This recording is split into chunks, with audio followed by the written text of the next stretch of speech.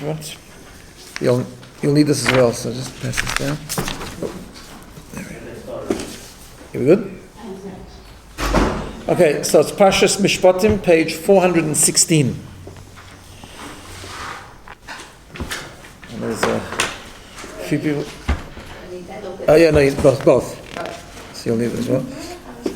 So 416, there are a few people away still, so we'll have a small shift. Okay. So Parshas Mishpatim is the Parsha which comes after the giving of the Torah. It has an introductory pasuk which we'll learn soon, an introductory verse which we're going to learn soon and analyze a bit.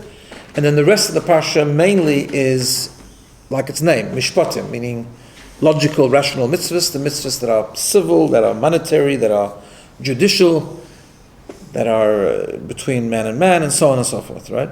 There are a few chukim as well. There are a few mitzvahs that are from the category that don't have an obvious reason. For example, like milk and meat. Milk and meat is mentioned 3 times in the Torah, once in this Parsha. And then at the end of the Parsha, we have an interesting piece, which we're not going to do today, but it's an interesting piece that goes back to the story of Matan Torah. It's out of chronological order, as we know much of the Chumash is. It goes back to what happened before the giving of the Torah. So we had the giving of the Torah last week.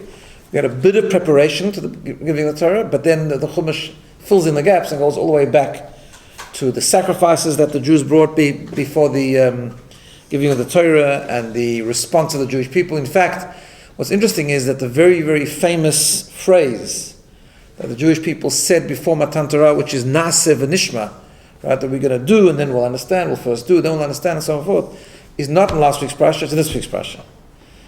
Interestingly enough.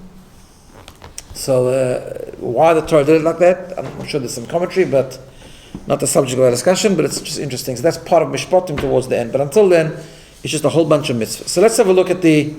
So what I'm going to do is like this. We're going to just start with a few ideas from the first pasuk, and then just a couple of short insights in the Parsha, and then we'll go into the first mitzvah, and which we've done before, but we'll do some stuff that we haven't done. Okay. So let's have a look at the first pasuk. It's page 416. First pasuk says that Hashem says to Moshe Rabbeinu, "Ve'ele hamishpatim," and these are the laws, asher tasim lifneihem, that you should put before them.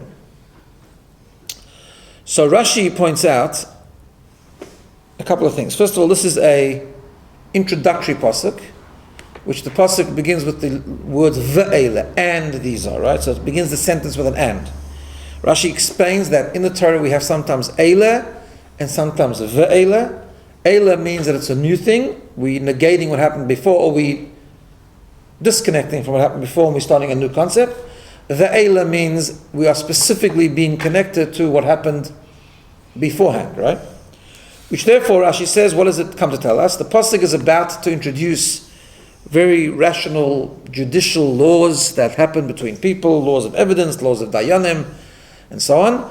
However, it's important for us to know that they all were given at Sinai. So that's why the pasuk starts, ve'ele. Ve'ele means that just like the 10 Commandments, which we learnt about last week's Parsha, were given at Har Sinai, so too the whole Torah was given at Har Sinai. They all have the same kedusha, the same holiness, the same importance, the same authority, the same obligation, and so on and so forth. Which is also connected to the next thing. The next thing is that this pasuk, the commentaries explain, these are the laws you should place before them. Even though it's an introductory pasuk to the rest of the Parsha, it also is a specific reference to the mitzvah of running a Beis Din, the mitzvah of running proper court cases for people who need disputes and how to litigate and so on and so forth, right? And Rashi says, an interesting thing, Rashi says that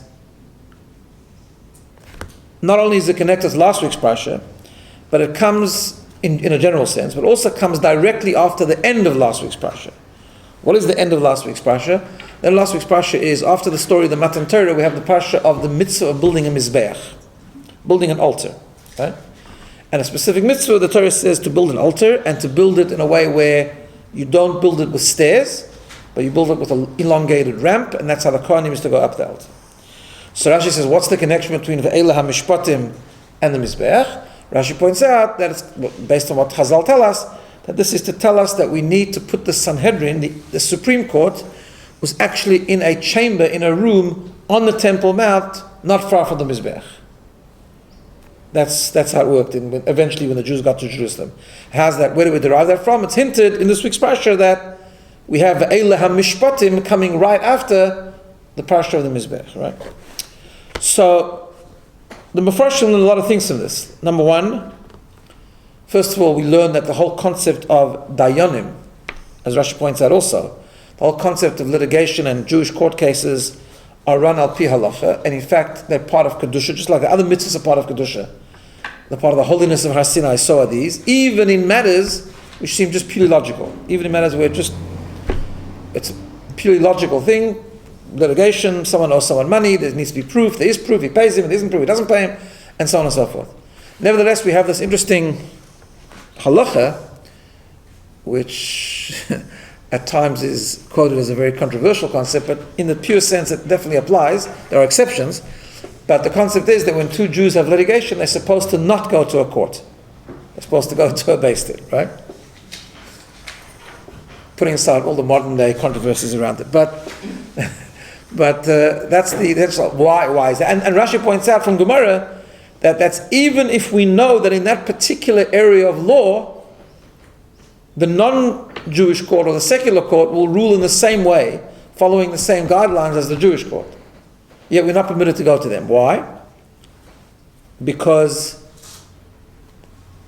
having a Sanhedrin, having a Beis Din, doing it according to halacha, is part of the 613 mitzvahs, and it's part of the holiness of the mitzvahs, and therefore has a specific divine assistance that comes with it, provided it's done right, of course, right? And that's why it's part of serving Hashem, and therefore going somewhere else is going outside that realm of serving Hashem. Even though the outcome might even be similar, or could be similar, or potentially identical, right? But nevertheless, we're not supposed to be. Which really extends to the whole Parsha, as the Mefarshim point out. The Mefarshim point out that some of the Mefarshim say that this is the concept, that we need to understand the whole connection to the Mizbeach and the whole connection to the Har Sinai and so on, is that as Jews, we need to always appreciate that every part of the mitzvahs have the same holiness, right? And that's an interesting thing because, in fact, I was just learning with someone yesterday that we're talking about Purim, we're talking about spirituality and so on, and he says, well, he feels spiritual, but only like in shul, or when he learns, right? So I said to him, I said, you hit the nail on the head. This is exactly the message of Purim. And this is the message of this Parsha, actually. That as Jews, we don't delegate spirituality to a shul. We get inspired in a shul or by a shir or in a spiritual experience. But Kedusha, holiness, connection to God, spirituality, is in everything. Everything becomes part of Avodas Hashem. That's a very uniquely Jewish concept. In a lot of other cultures, other religions, there's a schism, there's a separation between what is spiritual and what is mundane, and it's always seen that to be godly, you have to be spiritual, right? In Judaism, it's not like that. Spirituality is not godliness necessarily. It's closer to godliness sometimes. You feel more godly when you're spiritual. But be godly means to serve Hashem. Serve Hashem means everything you do, including all the mitzvahs that are in this week's Parsha, the laws of slavery, the laws of damages, the laws of milk and meat, whatever the mitzvah is, right? Nothing to do, nothing in this Parsha, I think, about learning Torah or spiritual experiences. And yet, ve'elas, next to the Mizbeach, it's connected to Matan Torah, because all part of Avodas Hashem. Just while we're on this passage, before we go into some specific things, just share with you an interesting thing. So one of the things that's next to the Mizbeach, there's another medrash that says that the reason it's next to the Mizbeach is because the Mizbeach was built with a ramp. And part of the idea of building the Mizbeach with a ramp is that it says one should not go upstairs to the Mizbeach. The Kohanim were not permitted to use stairs. Part of that meant is that they shouldn't run up, they should just walk up slowly, right? Which Bar Kapara says is the same thing with Dayanim, the same thing with judges of a Beis Din, that they have to, it's called, like we say in Pirkei Avos, heve mesunim badin. You should be calm in judgment, in other words, measured. Don't rush it, understand it, think it through, and make sure you try and judge in the best way possible. So I just saw this somewhere, I just saw a little story, which I'll share with you, a nice little story. There was a story of Rabbi Yaakov Milissa. Rabbi Yaakov Milissa was a very, very great halachic authority he wrote a famous book called the Nesivos on laws of Beis Din, Choshen Mishpat, and so on. And he ran a Beis Din. And one time, two people came, a litigation happened, and two people came. And the story was as follows, that a certain person was walking in the street, and he found a gold coin. Generally speaking, halachically, money doesn't have a particular simon, doesn't have a particular sign. And generally speaking, money, if you find it in the street, in a public place where people would have lost it and not know where they lost it and therefore probably given up hope, it's called yush, you can keep it, right? But anyway, so this person was walking in the street and he found this gold coin, and suddenly someone else appeared and said, no, that's my coin, I just lost it. And I lost it, and it was just so short that I was still looking for it, and I had not given up hope, which halachically is a component, a very necessary component to make it ownerless. As long as the person hasn't given up hope, then it's not ownerless, and therefore you have to give it to me. So they went to the Beis Din, and the Nesivos, obviously it was worth a lot of money, whatever, so they had a din Torah. So Rabbi Yaakov Melissa, being experienced as he was, he noticed right away that the what's the guy who claims the plaintiff, right? Is that? Yeah, the plaintiff was lying. You could tell right away. But how you prove it? So he thought, and he said to the person, I need to think about it. Can you just step outside? Told the defendant, you need to step outside. So he steps outside, and he said very loudly in front of the defendant. He said it specifically to the guy on the other side of the door. The plaintiff should actually hear him, but he made it as if he sent him out, so he shouldn't hear it, right? So he said to the defendant, he said, let's have a look at this coin. Let's see if it's got any simon, it's got any markings. I looked at it, yes, I see it does. Next to the first, had a word on the coin, next to the first letter, there's a hole. So you know what, I hear the dispute, we're going to call him back in and ask him if he has a sign, and if he says the sign, he's right, then it's not yours, it belongs to him. So he calls him back in, and he says, okay, I thought about it, and the defendant says he found it first, but you say, no, it's yours. Is there a simon? So the guy, because he was listening on the other side of the door, he said, yes, of course, Rabbi. Right next to the first letter, you'll see, look at the coin, you'll see the first letter, there's a small hole. So the Nesivos burst out laughing. He said, let's have a look. Not your coin, you better go look for your coin, it's not this one. So it was just a clever. So they just bring the story, I just saw it in the Sefer, they bring the story in the context of having Mesunim Adim. Because it's interesting, in Dinei Torah we find, and the Rambam talks about this a lot, that when Dayanim run a Din Torah, there's two things that have to happen at the same time. One is that they have to follow the letter of the law, and there's a very specific set of laws, like in any law system, but they also have to be very creative. Within halacha, they have to sense things, and if they sense things, they have to try and figure out the best possible way of reaching the conclusion. So that's an interesting little story. I'll just show it to you something amazing. The Balaturim says. The Balaturim says, if you just have a look at the first pasuk of Eileh HaMishpatim Asher Tosim Lifneim. The Balaturim was very famous for his gematrias and hints and things that he learned into the psukim. He says the following. He says the whole pasuk is an acronym for how judges should run a court case. Okay, you have to look inside for this. So he says Ve'ela stands for V'chayev Odom Lachkor Hadin. A person is supposed to research justice properly, right? Okay. Ham-mishpatim. So let me give you the background to this. The halacha is, and the Rambam brings this down, that there's two ways of solving a court case. This is very true in Jewish law, it's true in secular law, true, but in Jewish law it's actually a very, very strong thing. There's something called pshara or din. So when there's litigation, if two litigants come to Beis Din, and A claims money from B, the dayanim ask them, what do you want? Do you want to compromise, pshara, or do you want to put this through proper trial, right? What's the advantage in each one? It's a very, very fundamental philosophical concept, this actually. Pshara, when you settle, someone's lying, right? Someone's getting what they shouldn't get. Any settlement works like that, correct? Often, even today, people settle out of court, right? Someone says defamation, or you did something to me and you owe me money, and they settle out of court because they don't want to go through the whole process, right? So today it's really to avoid the lawyers and the litigation and the expense and so on and so forth, so they settle, it's just easier for everyone. But the truth is that justice wasn't done. Someone's lying. Someone's getting money they shouldn't get, and someone's lost money they shouldn't get, right? Because if I say you owe me $10,000 and we settle for $5,000, either I've gained 5 that I shouldn't have, or I've lost 5 that I shouldn't have. Okay. However, the advantage is, and why halacha recommends it, is because it's shalom, it's peaceful.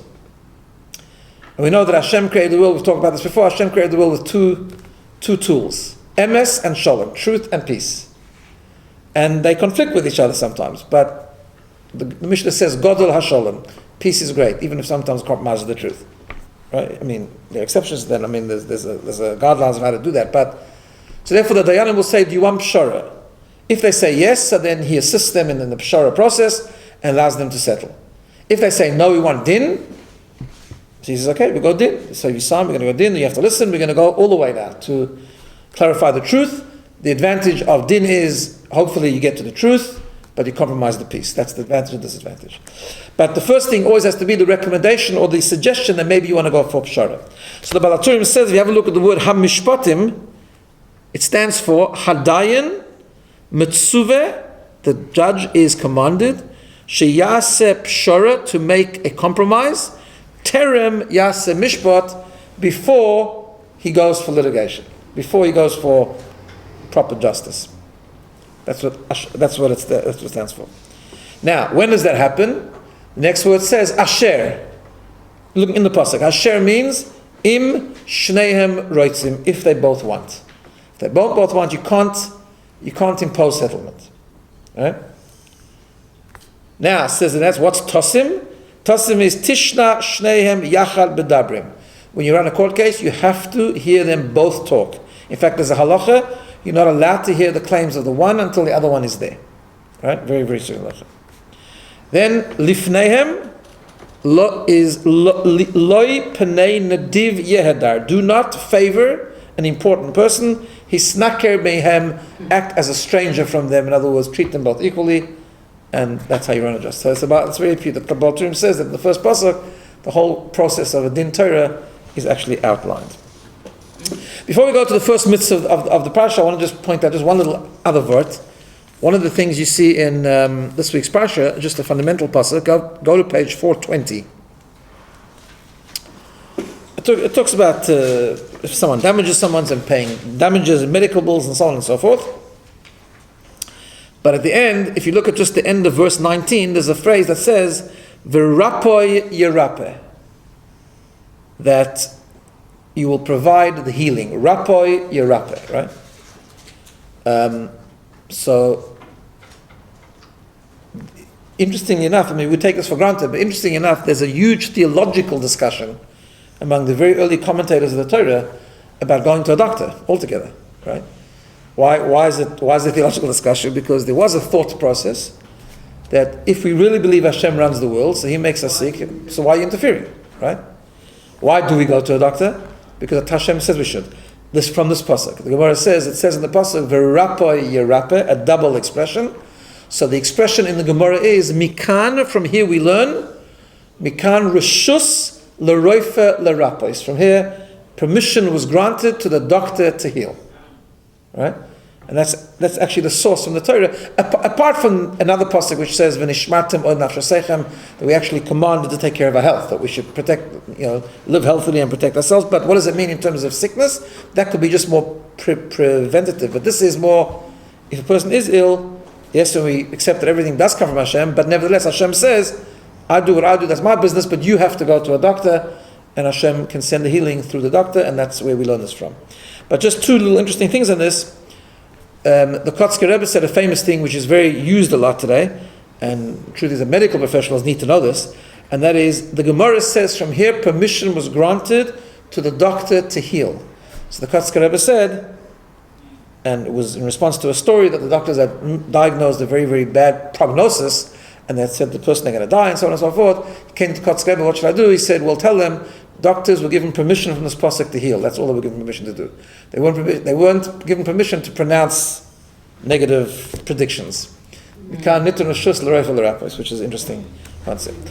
Just on the topic, a little cute story with the Chidush Harim, who was the Talmud of the Kotzker.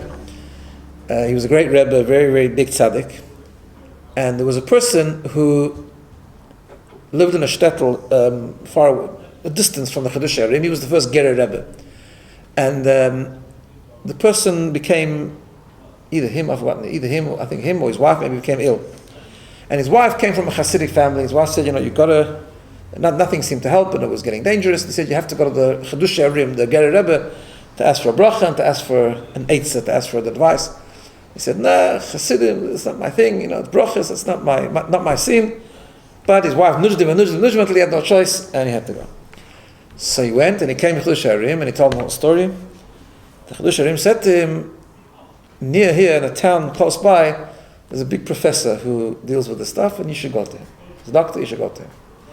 So this guy standing in Chedush Arim and he's thinking to himself, I had to come all the way to Hasidic Rebbe, so he told me to go to a doctor? I thought I came to him for a spiritual thing, for a bracha.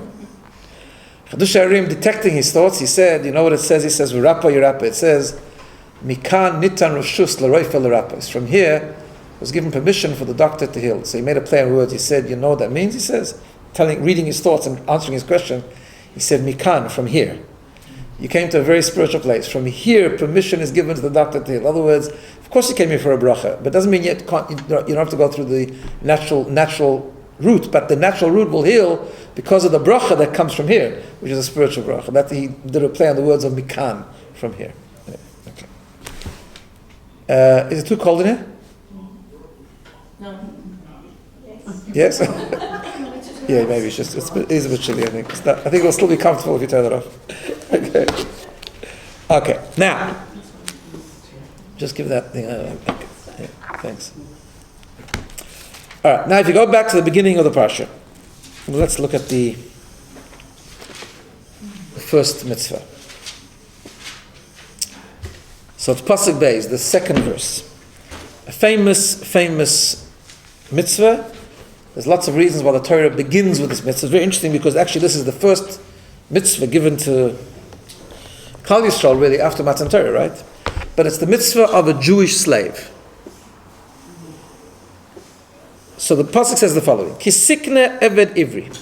If you will buy a Jewish slave, sheish shonim yavod, he should work for 6 years. Ubashvi, on the 7th, yetzel achov shekinim, he should go free. In begapa yavod begapa yetze. If he came in alone, if he came in single, he should leave single. In bal ishahu v'yotze ishte imoy. But if he's married, he goes out with his wife. Im adoino viton lo isha, if his master gives him another wife, which the master only has permission to do if he was already married, which is another whole section, we'll leave it for now. And he had children, the wife and the children belong to the master, and he goes out without them. In other words, because it's actually what it is, it's about if Eved Ivri, if a Jewish slave comes in married, the master has permission to ask him to breed slaves of a non-Jewish maidservant. That's a very complicated mitzvah, so we'll leave it for now. Okay. But then the bottom line is after the 6 years he goes out. Says the pasuk, the famous thing, Vim Omar Yoimar Ha'eved, if the slave says, no, Ahafti Sadoini, I like my master. It's very good working conditions here. Which is, by the way, important because when we look at slavery, we think of slaves being shackled in chains, and that's not the way it works in the Torah. In fact, the Gemara says that whoever buys a slave is buying a master, because the rights and the way you have to treat a slave in Jewish halacha is actually very strict, to the point that if there's only one cushion in the house and there wasn't enough for two, it has to go to the slave, not to the master. So anyway, but he's working for him, he's helping him out. So he says, "Ahafti Sadoini." It's more of a lease than anything else, actually, long-term lease. But Ahafti Isa, I like my master. Ves Ishti, my wife. Ves Bonam Atshul. Lo Etzachav, I don't want to go free. So what happens? V'Yigisha Adonov El Elakim. His master will take him to the Beis Din, V'Yigisha Ladeles, and he takes him to the doorpost, or la mezuzah, to the door, or the mezuzah, V'Rotza Adonov Es Ozem Martzeh Od Olam. And his ear has to get pierced. It's like almost a punishment, and he will serve him forever. Ever doesn't actually mean forever. The word L'olam means until the Jubilee year, until the Yovel, right? Which means, so he works for 6 years, goes out the 7th, but then if he continues on, if he wants to continue on, he has to be pierced, and then he can work until Yovel, which is the 50th year. Okay, so I want to share with you two ideas here. The first is on the pasuk, go back, the pasuk of, the first pasuk we learned on this, pasuk 2, that if he works for 6 years and then the 7th he goes free. Chazal tell us that actually this is very similar to the concept of Shabbos. Right?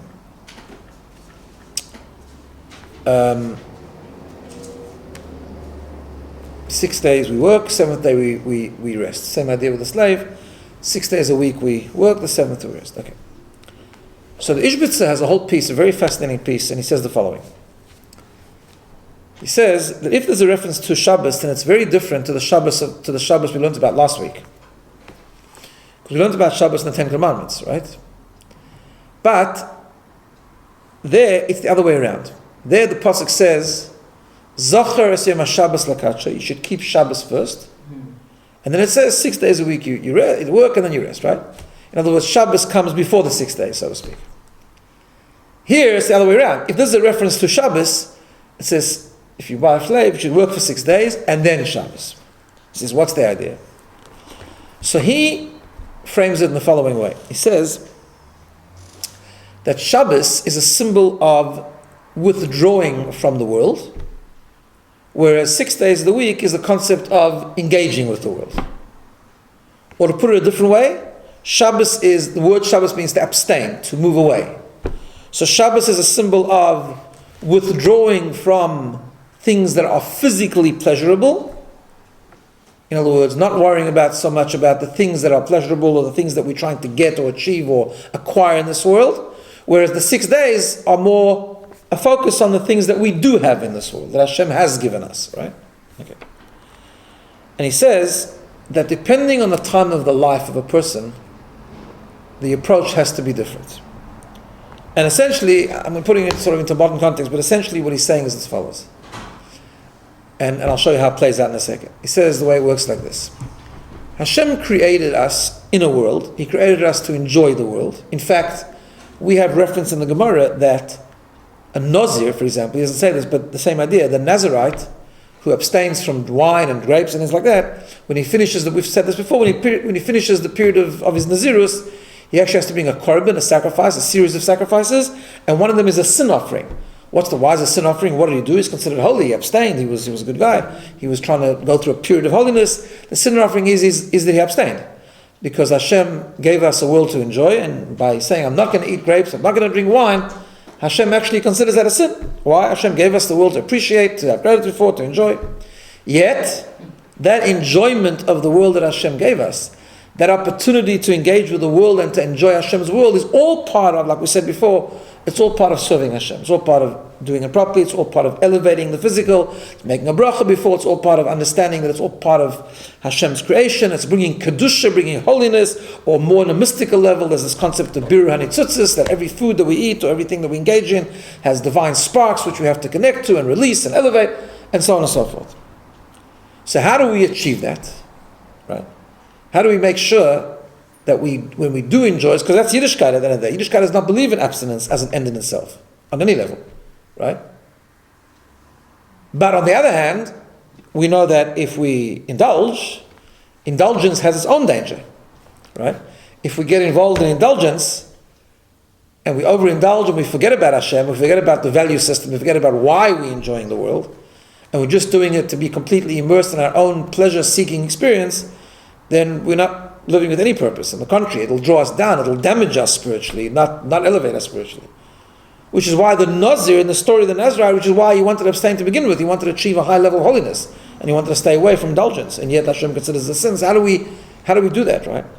So he says it's very simple. At the beginning of the process, you do need abstinence. At the beginning of the process, you need to understand self-control. Discipline, exactly. Discipline, self-control, understanding the focus. In other words, there is a means to an end where you actually have to engage, especially early on in a person's life. Right? That's why in parenting is such an important thing. Teach children delayed gratification. We need to be an example of that too sometimes. But right? Because self-control is the foundation of everything. Once you've developed that spiritual infusion of learning not to engage, not to indulge, to stay away, the discipline, the self-control, then you can actually partake and engage in Hashem's world in the proper way. Right? So he says, that's why there's two things of Shabbos. He says, at the beginning of the process, last week, Hashem says, keep Shabbos. And then after Shabbos, then you can have the 6 days of the week. Because at the beginning of a person's life, the first foundation has to actually be away from the world. Right? which is true on all levels. It's true how we educate children. It's also true why we always talk about the necessity of young people, for example, being immersed in learning or going to yeshiva, for example. Why? To spend the formative part of the world creating a foundation where they're more detached from the world, and after that to go into the world. That kind of concept, right? So that's Shabbos, you keep Shabbos, which is spiritual, detached from the world. Then 6 days you should work. And 6 days of work is a commandment. You should go into the world. You should elevate the world. But after the foundation of Shabbos. Later on in your life, when you're used to that, the Torah sort of switches it around and says 6 days of work, you should work. But then remember the Shabbos. Like once in a while, revisit the concept of discipline. But now you're okay. You're on the way. So the focus is you're knowing how to handle Hashem's world. You're not completely immersed in the Shabbos experience. You're not completely immersed in the self-control experience. It's more about using Hashem's world. But don't forget, once in a while, go back to Shabbos, recharge the battery, and come back and refocus and remember the discipline and self-control concept. Right? So he says like this. He says a beautiful idea. He says this is hinted in the Gemara, which we've mentioned before, famous Gemara, but he gives a very beautiful twist to it. He says like this. There's a famous Gemara about a person who travels in a desert and loses track of time and doesn't know when Shabbos is, right? So there's two opinions. So the basic concept of the Gemara is that what he does is he's got to get himself out of the desert, so therefore every day could be Shabbos, so he's got to keep a kind of Shabbos every day. In other words, he doesn't have to do in terms of breaking Shabbos, but he can do anything he can to get out of the desert because it's potentially dangerous. However, in order not to forget about Shabbos, what he has to do, he has to choose one day that becomes this symbolic Shabbos. And that day he's got to do Kiddush, he's got to daven the Shabbos davening, and so on and so forth. How do you do it? So there's a machlokes. One opinion says, as soon as he realizes he's lost track of time, the next day he should keep as a Shabbos and then count 6 days, keep Shabbos, count 6 days, keep Shabbos. So he starts with the Shabbos, then the 6 days. The other opinion says no, when he realizes he's lost track of time, he counts 6 days and then Shabbos. And then counts and then Shabbos. Says the Israelites, it's the very same model as we've just been learning now, because there's two kinds of Shabboses. There's a Shabbos that you do, the focus is Shabbos, that's when you're young, when you need to learn discipline, stay away from the world, learn more self-control. Shabbos comes first, then the 6 days, and then when you get older, you reverse it and you do 6 days, and then comes Shabbos. So he says, it's hinted in the two opinions in the Gemara. What are the two opinions? So the first one is Chia bar Rav. Chia, the son of Rav. Right? He's the one that says you keep Shabbos first and then 6 days. Rav Huna is the other one who says you do 6 days and then Shabbos. Says the Israelites, so that's how it works. Chia bar Rav represents someone who's young. That's why it says the father's name. Chia bar Rav. Still a child. Chia, the son of Rav. So that's when you're young. Youthfulness, you do Shabbos first, then the 6 days. But when later on, you come to Rav Huna. Who's Rav Huna?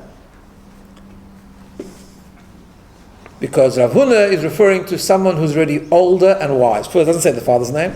And his name is Huna. Huna means Hoin. Hoin means he's already got an abundance. He's already a scholar. He's got experience. He's got Talmidim. He's got students and so on and so forth. Rav Huna says, now I'm at the stage where I can do the 6 days and then Shabbos. So it's all tied in. That's a very beautiful way of sort of explaining this. And his son, the Beis Yaakov says, Beis Yaakov quotes his father, but it's not in this week's Parsha, in Parshas Noach. And in Parshas Noach he says that the flood that came about, the Gemara, the Chumash there says, that why did the flood come about? Because it says, Vatimolei ha'oretz chomos. The world was filled with robbery, chomos, right? That's why the flood came around. But he says that actually there's another translation of the word chomos, which he bases on a pasuk in Mishlei. And he says chomos doesn't necessarily mean robbery. Chomos means premature indulgence, right? When people live their lives where they rush into indulgence before building up the foundation of self-control, that's what brings to all evil. Temptation and indulgence and overindulgence, morality and so on and so forth. So that's the same concept, that the process of when a person is younger to first, or any person to create that foundation of self-control first, that's a very, very important foundation. And to explain that, he brings his father with regard to the two Shabbos concepts. Okay. Now, let's have a look at something else in this thing of the Eved Ivri. And for this, does everyone have a copy of the Rashi? Mm-hmm. Yep. So there's two sides. There's two sides. You need a side that says 6. See that? And there's a little thing over here in the middle of the page. There's like a little. Okay. So Rashi says the following. Let's learn the Rashi through, and then I'll share with you something on it. Rashi says, "Umar ro oizin lirotz." What is it about the ear that needed to be bored or pierced? Mikol shar evorim shebaguf. Why is that? Sorry. Other side, I think 6. Right? Says Rashi, Omar Rabbi Yochanan ben Zakkai. Does everyone have it? It's the middle of the one that says 6 with that little thing. So Rabbi Yochanan ben Zakkai says, you know why the slave gets his ear pierced? Which I should have given you the background first. Let me just give you a bit of background before we continue. There are 2 ways that a person becomes a slave. 2 reasons why a person becomes a Jewish slave. One is that a person stole and was caught with based in, he went to the thing, and he's fined, right? He has to pay back. Normally a gun infection has to pay back double. And he doesn't have the money to pay. So it's called Machru Bezdin. So one of the ways that was done when there was a Sanhedrin, if a person stole a lot of money and they weren't able to pay, the Bezdin would sell him as a slave. Right? The master would pay a lot of money to buy him, and that money would go to pay back the stuff that he stole. Right? Or another option is that a person went and sold himself. A person fell on very hard times, can't support him and his family. So one way to do it is sell himself as a slave, because the obligation of the master is to support him while first he pays him a big sum of money. Second, he supports him while he's working for him, supports him and his wife and children, by the way. So therefore, that could be a way of just getting out of financial hardship, at least temporarily. Okay. So now Rashi, and both of them, if they want to stay on more than 6 years, they have to have the ears bored. Yeah? So Rashi says, why was the ear? So Rabbi Yochanan ben Zakkai said the following: Oizen sheshama al Har Sinai, the ear that heard at Har Sinai, lo signoi, that he shouldn't steal, v'holach v'gonav, and he went and stole, teirotza. So that ear needs to be reminded. That's why the ear. Okay. And that only explains the person who's a slave because he stole. How about the person who's a slave because he sold himself? Says Rashi, V'im moicher atzmoi, if he sold himself because of poverty, so similar reason applies. Oizen sheshama al Har Sinai, the ear that heard at Har Sinai, ki li b'nei Yisrael avodim, that Hashem said that you entering into a covenant to become my nation. And the Jewish people will be slaves to me. They'll be servants of God. In other words, we are exclusively servants of God. The holach kona odin la'atzmoi. And nevertheless, this person violated that, and he went and acquired another master for himself. In other words, the Torah doesn't recommend this slavery. The Torah is not happy with the slavery, right? Teirotza, that ear needs to be bought. Yeah? Okay. I'll just leave it there for a minute. Now, just a couple of interesting things before we get to the essence of what I want to share with you. First of all, what does it mean, this ear that heard at Har Sinai, you shouldn't steal? We know that actually, everyone always says one of the 10 Commandments is not to steal. That's actually not correct. The don't steal in the 10 Commandments is not a reference to stealing, it's a reference to kidnapping. It's a separate pasuk in the Torah that says don't steal, right? Because actually all the transgressions, especially the second half of the 10 Commandments, are very severe transgressions that involve capital punishment and so on. And there's a mitzvah in the Torah, or an aver in the Torah, that if a person goes and kidnaps someone and then sells them, that's a capital punishment in the Torah. It's a very severe thing. There's a separate mitzvah in the Torah not to steal money, something of value, and if you steal, there's different, you get caught, you have to pay double sometimes, whatever the case is, right? So actually, this phrase, oizen sheshama, the ear that heard in Har Sinai, you shouldn't steal, and went and stole, should have his ear pierced. Actually, what does it mean in here, Har Sinai? The 10 Commandments doesn't refer to it. But the Mefarshim, the commentators of Rashi, explain that this goes to a whole fundamental thing. That in fact, we say why the 10 Commandments, 10 Commandments, right? So the truth is, the 10 Commandments actually are foundational, and we are taught that, for example, in the 10 Commandments there are 620 letters, because they represent the 613 biblical mitzvahs and the 7 rabbinic mitzvahs. And generally, all the mitzvahs of the 10 Commandments actually are connected and extrapolate to other mitzvahs. So while it is true that when the Torah says lo signov, right, that you shouldn't steal, and actually what the Torah meant by that at the Ten Commandments was you shouldn't kidnap. In other words, that specific commandment as a commandment standalone is talking about kidnapping, not stealing. Nevertheless, it connects to all stealing. It's hinted. In other words, all the mitzvahs are connected to the Ten Commandments and hinted in the Ten Commandments, and therefore that stealing also is connected to the regular stealing. So that's why it's okay to say, it's appropriate to say that the ear that heard at Har Sinai, because in truth we heard all the mitzvahs at Har Sinai, encapsulated in the Ten Commandments, and they were explained later in more detail, but they're all rooted in Har Sinai. Which then explains the second part, because the truth is the second part of Rashi is equally problematic. About the guy who went and sold himself, that we said, the ear that heard Hashem say at Har Sinai, Ki li b'nei Yisrael avodim, that the Jewish people are my servants. Hashem never said that at Har Sinai. You won't find that phrase anywhere at Har Sinai. So where's that hinted in the Har Sinai, right? So the same thing. It's hinted in the first one. Anochi Hashem Elokecha, I am Hashem your God that took you out of Egypt. Rashi says, I took you out of Egypt to serve me. Right? So therefore, yes, it's explicit in the pasuk, Ki li b'nei Yisrael avodim, the Jews are my servants, but it's hinted in the first pasuk that says that. So that's why it makes sense to be able to say that the ears heard these things at Har Sinai. Okay. However, this Rashi has many questions to it. Right? First of all, if we're punishing someone for violating something they heard at Har Sinai, so why don't they get the punishment when they violate? In other words, the guy that stole, he didn't steal 6 years into the process. He stole, which is why he became a slave to begin with. Correct? Right? So why wasn't the ear pierced then when he stole? The obvious reason is because there are other punishments for stealing, paying double or whatever the case is, right? So then why does Rashi say then that the ear that stole the ear that heard that we shouldn't steal has to get pierced? So either pierce him at the beginning or don't pierce him at all. What's suddenly reminding him of his sin of stealing 6 years down the track? Right? The same things with the other guy. The other guy who stole, the other guy who didn't steal but he fell in hard times and he went and he bought a master for himself. He acquired a master, which the Torah frowns upon, because we're supposed to be exclusively Hashem. We're supposed to remember that we are Hashem's exclusive servants, and completely, every person has to earn a living, but exclusively giving yourself over to another master is a violation of that consciousness of li b'nei Yisrael avodim. So his ear has to be punished. But why then? Why 6 years later? He acquired the master at the beginning. He didn't acquire the master 6 years later. Right? And then there's a general question.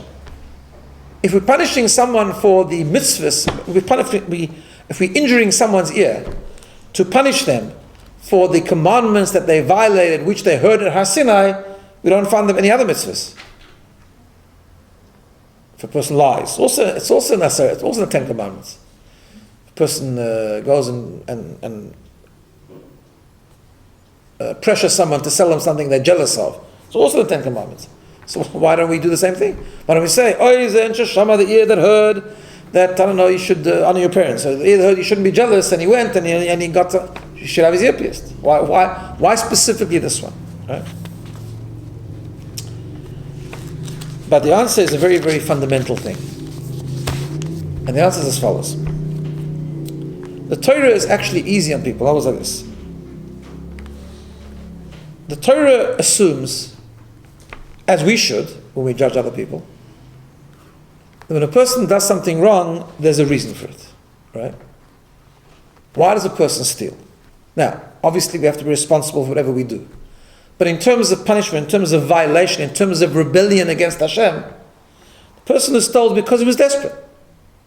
That doesn't excuse him, but he's desperate. The Torah is easy on him. Right? A similar thing, a person who fell on hard times. He fell on hard times. That's why no person in his right mind will go and acquire a master for himself. Will go and commit himself for 6 years to 24-hour, 24/7, being available for a person to help them, and being essentially a slave, right? So why did he do that? Because he fell on hard times. In other words, he did something wrong, which the Torah frowns upon, dedicating himself to a master as a slave, where we should understand and have in our consciousness that Hashem is our only master. But on the other hand, he fell on hard times. Hashem, okay, I understand that. Hashem said, fine, get it over and done with. Get through it, and presumably when you finish, You would have either paid your fine for stealing, or you have now your better financial position, and you'll run away from it because you know it's wrong. Right?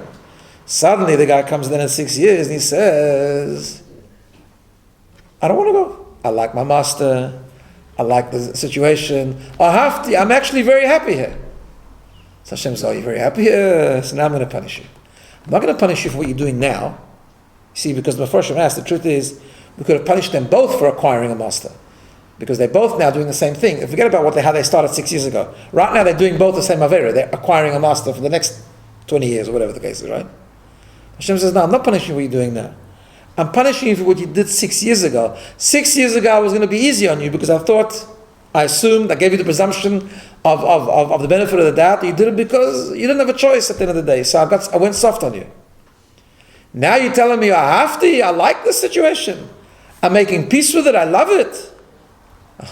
So we have an expression in the Gemara, what you do at the end proves what you began with. In other words, now I know that you began wrong. Now I know it wasn't just because you fell in hard times. You actually did something wrong. So now I'm punishing you for the original Avera. And that's why the slave gets punished 6 years later for the ganef. The thief gets punished 6 years later for what? For stealing.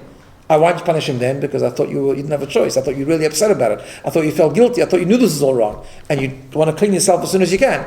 Now you're all of a sudden very, very happy with the whole situation. So then, okay, I'm going to punish you for the original sin. The same thing with the guy who went to acquire a master. I thought you didn't want to do it. I thought you just had no choice.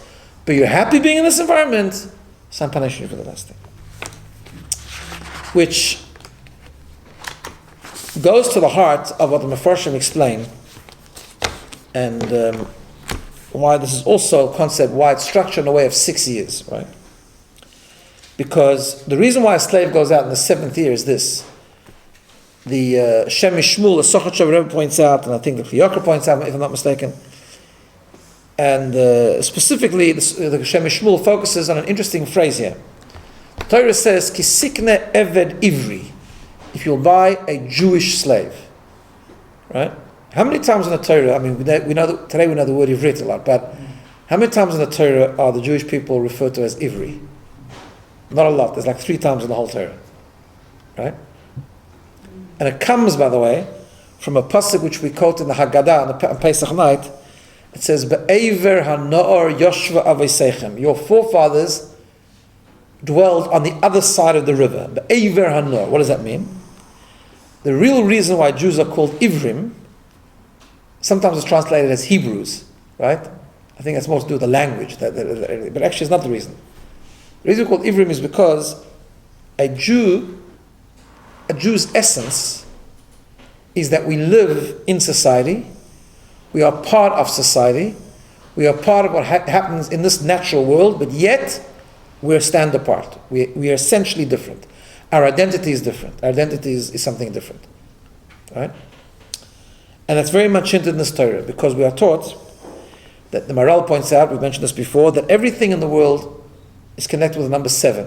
Why? 6 is the outward appearance of everything. So everything has like 4 sides, a top and a bottom, right? So there's 6 sides. There's 4 directions, top and bottom. When we shake lulav, we do 6 sides, right? The 4 directions, up and down. Because everything is shaped with the number 6, because that's the outward, superficial appearance of everything you see. The number 7 is the essence of what you see, right? So Torah says like this, Kisik, the same idea that we said before. If you buy a Jewish slave, the slave got into trouble, or he fell in financial needs, he's doing something wrong, he's ending up with a master which he shouldn't, he stole which he shouldn't. Everything is true. Says the Torah, okay, we're going to assume for the moment this is a temporary situation. It's superficial. It's not the essence of who the person is. So Shei Shonim Yavid, let him work for 6 years to fix his superficial, but about Shvi, when it comes to his 7th year, when it comes to his real identity, who is this person? This person is not a slave. This person is a Jew. Ivri. Kisikna Eved Ivri is an Ivri. He's apart. He's something different. That's why he has to go free. However, if the Eved comes along and says, I like the situation, so that's a problem. That's what Torah says. Now there's a special punishment because you need a special reminder of who you really are. If at the beginning you knew yourself it's not you. And often we do things that we know we shouldn't do. We know it's not even us. But we couldn't help ourselves. We were hungry. We were this. We were that. Whatever, right? But we know it's not really who we are. But when the Eved says, Ahavti es Adoni, I like my master, I like the situation, I'm quite comfortable here. In other words, you're tackling the seventh, you're not going out in the seventh. You're tackling who you really are. You need an extra special reminder. You need a special reminder of who you really are, and that is why the punishment only comes at that point. Just to finish off, in a talk, the Rebbe mentions that the same thing, and this goes back to what we said right in the beginning from the Ishbitzer, that also this is connected to Shabbos. Now, in a different way. So it says in many places that, during the week we're all busy, right? We get into, life is a fast-paced treadmill, and sometimes we neglect our spirituality during the week. We work for 6 days. We fall into being slaves to the world around us, right? We don't daven with the same kavanah. We're rushed, we're distracted, and so on and so forth. So we are taught like this. 6 days represents the superficial of a person. Shabbos is the essence of the person. It says it brought down in many places, how do you elevate what you've done during, let's say a person didn't daven so well during the week, or didn't learn so well during the week. When it comes Shabbos we go away from the world. Shabbos is a time we're supposed to reveal who we really are. If we spend Shabbos properly, then Hashem said, I count the weekday also. In other words, I elevate what you did in the weekday also. If you didn't daven so well during the week, but Shabbos you tried harder, if you didn't learn so well during the week, but Shabbos you tried harder, so it says in many places that the Shabbos davening and the Shabbos learning elevates the week davening and the week learning of the whole week.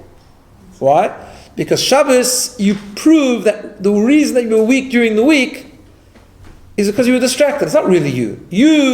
The real you is connected to Hashem. The real you is davening and learning and you want to connect to Hashem. You got distracted, you fell slave to the week. When you come Shabbos, you go free, and when you go free, it reveals and it elevates what you did during the week. But if Shabbos you don't spend properly, then that maybe dampens the week also, because you're showing that maybe the week was part of who you really are also. So that's a problem.